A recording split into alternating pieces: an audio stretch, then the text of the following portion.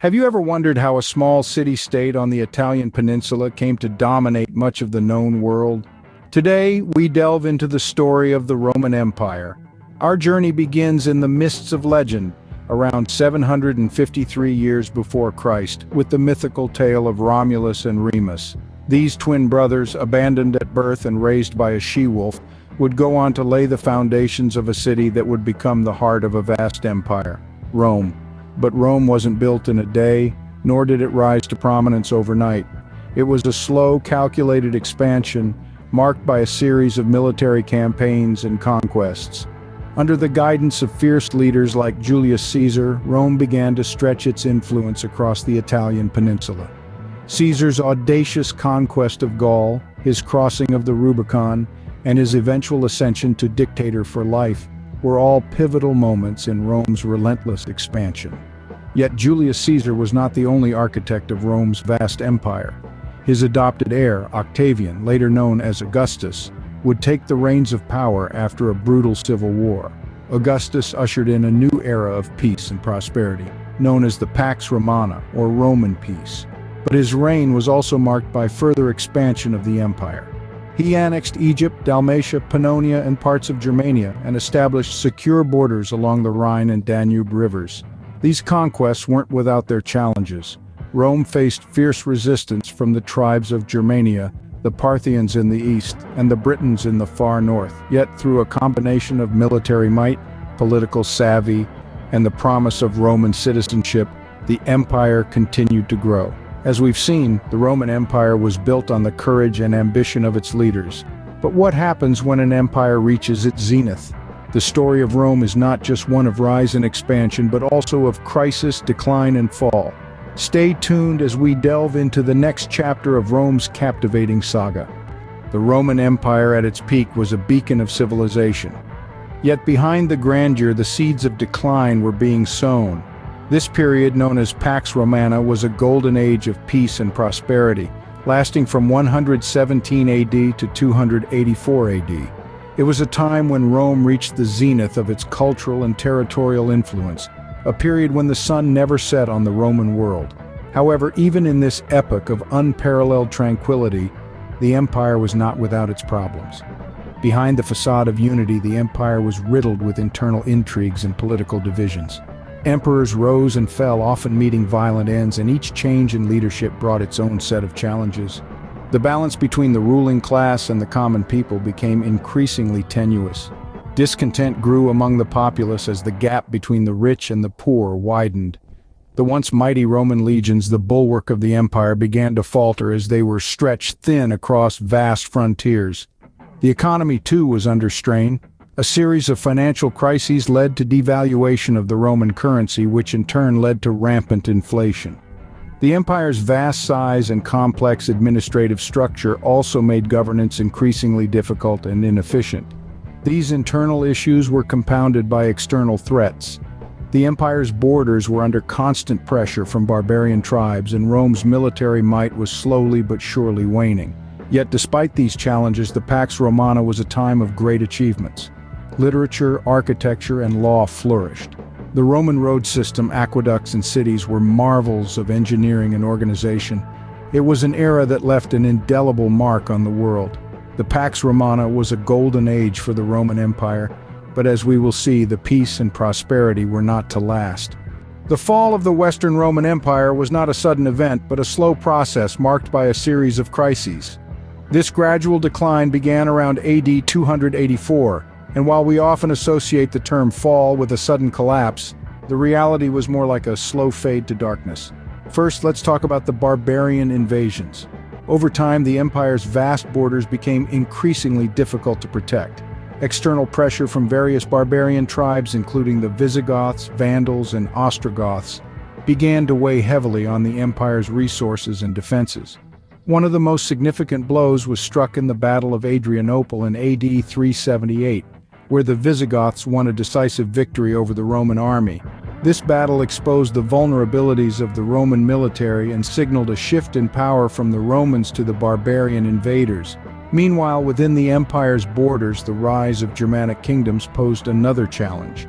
These kingdoms, which had once been under Roman control, began to assert their independence, further fragmenting the empire's hold over its territories. These internal divisions, coupled with increasing economic instability, created a potent cocktail of chaos and decline. Finally, we come to the symbolic end of the Western Roman Empire.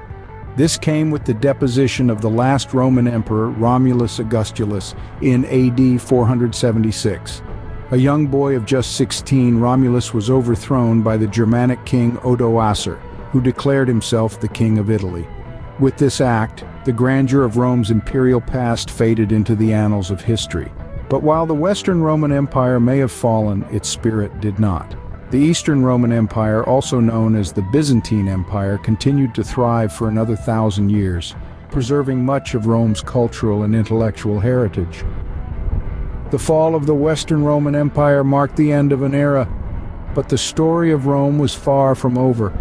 Its legacy would continue to shape the course of history, influencing everything from our legal systems to the very language we speak.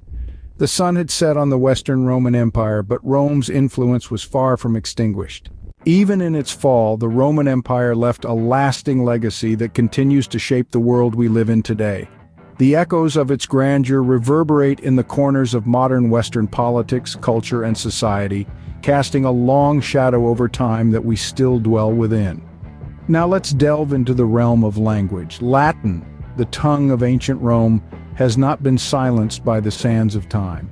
Instead, it has evolved, given birth to the Romance languages, and left its indelible mark on the English language. An array of words we use today, from video to audio, etc., to versus, are Latin in their origin. Latin phrases also continue to hold court in legal, scientific, and religious realms. In the sphere of law, the Roman legal system serves as the bedrock for numerous legal systems across the world. Concepts such as innocent until proven guilty, the right to a fair trial, and the idea that laws should be written and accessible, all have roots in Roman jurisprudence. The Roman law's influence extends beyond borders and centuries, shaping the principles of justice as we know them today. On the political front, the Roman Republic, with its system of checks and balances, set a template for modern democratic governance. The idea of a representative government with elected officials and a separation of powers has its roots in the Roman Senate and its assemblies. The concept of civic duty and public service was also a cornerstone of Roman society, a value that still resonates in our democratic societies. In the realm of architecture, Rome's influence is physically present. The iconic Roman arch, the use of concrete, and the idea of building for the public, baths, roads, aqueducts, are all gifts of Roman innovation that continue to shape our built environment.